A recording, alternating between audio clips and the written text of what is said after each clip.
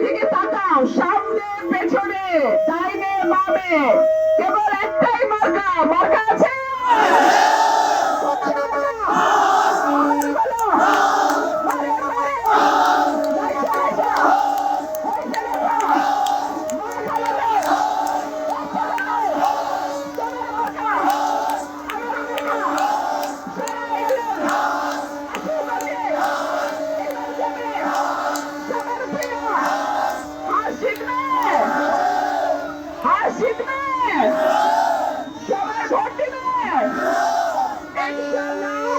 আপনাদের কাছে আমার অনুরোধ থাকবে, আপনারা আমার ভাই, আমার সৈনিক, আমার মাঠের যোদ্ধা, আপনারা 12 তারিখ যার যার কেন্দ্র ফলাফল ঘোষণা না হওয়া পর্যন্ত পাহারায় রাখবেন। এইবার নির্বাচন হবে জনতার নির্বাচন।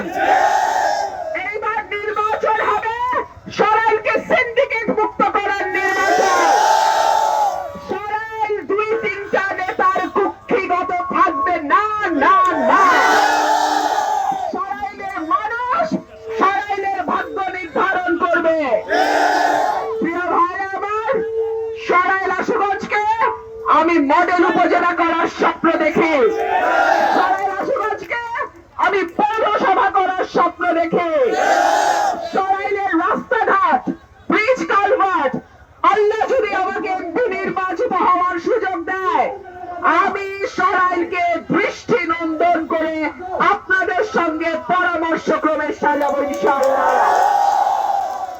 আমি যখন সংরক্ষিত মহিলা আসনের এমপি ছিলাম, আমার বরাদ্দ ছিল নির্বাচিত এমপির অনেক কম।